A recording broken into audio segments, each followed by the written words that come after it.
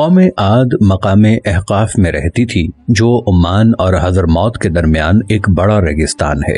ان کے مورث اعلیٰ کا نام عاد بن اوس بن ارم بن سام بن نوح ہے۔ پوری قوم کے لوگ ان کو مورث اعلیٰ عاد کے نام سے پکارنے لگے۔ یہ لوگ بت پرست اور بہت بداعمال اور بد کردار تھے۔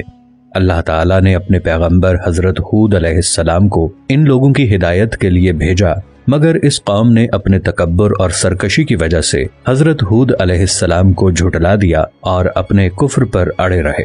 حضرت ہود علیہ السلام بار بار ان سرکشوں کو عذاب الہی سے ڈراتے رہے، مگر اس شریر قوم نے نہایت ہی بے باکی اور گستاخی کے ساتھ اپنے نبی سے یہ کہہ دیا، کیا تم ہمارے پاس اس لیے آئے ہو کہ ہم ایک اللہ کو پوجیں اور جو ہمارے باپ دادا پوجتے تھے انہیں چھوڑ دیں؟ تو لاؤ جس کا ہمیں وعدہ دے رہے ہو اگر سچے ہو۔ آخر عذاب الہی کی جھلکیاں شروع ہو گئیں۔ 3 سال تک بارش ہی نہیں ہوئی اور ہر طرف قحط و خشک سالی کا دور دورہ ہو گیا، یہاں تک کہ لوگ اناج کے دانے دانے کو ترس گئے۔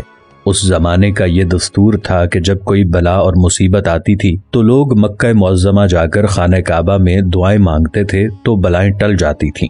چنانچہ ایک جماعت مکہ معظمہ گئی۔ اس جماعت میں مرثد بن سعد نامی ایک شخص بھی تھا جو مومن تھا مگر اپنے ایمان کو قوم سے چھپائے ہوئے تھا۔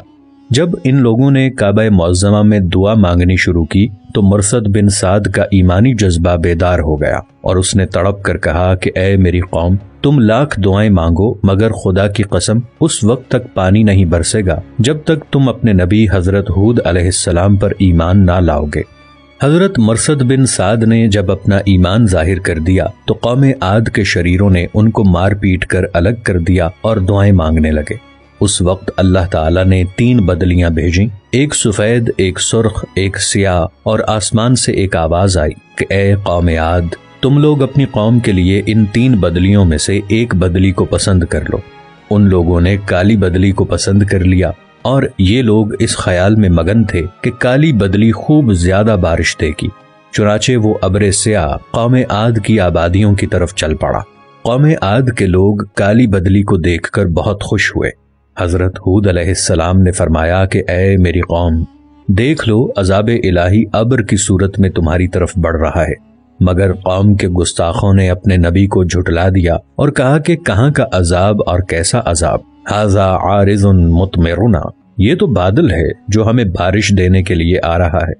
یہ بادل پچھم کی طرف سے آبادیوں کی طرف برابر بڑھتا رہا اور ایک دم ناگہاں اس میں سے ایک آندھی آئی جو اتنی شدید تھی کہ اونٹوں کو ان کے سواروں کے ہمراہ اڑا کر کہیں سے کہیں پھینک دیتی تھی۔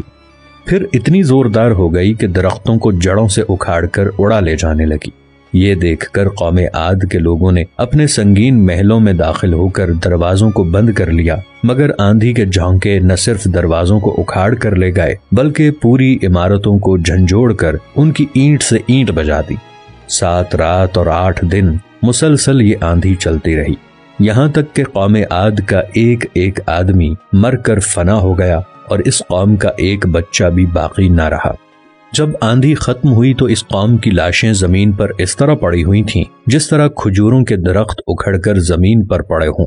چنانچہ ارشاد ربانی ہے، اور رہے عاد وہ ہلاک کیے گئے نہایت سخت گرجتی آندھی سے، وہ ان پر قوت سے لگا دی 7 راتیں اور 8 دن لگاتار۔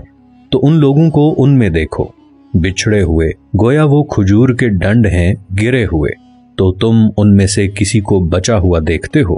پھر قدرت خداوندی سے کالے رنگ کے پرندوں کا ایک غول نمودار ہوا جنہوں نے ان کی لاشوں کو اٹھا کر سمندر میں پھینک دیا، اور حضرت ہود علیہ السلام نے اس بستی کو چھوڑ دیا اور چند مؤمنین کو جو ایمان لائے تھے ساتھ لے کر مکہ مکرمہ چلے گئے اور آخر زندگی تک بیت اللہ شریف میں عبادت کرتے رہے۔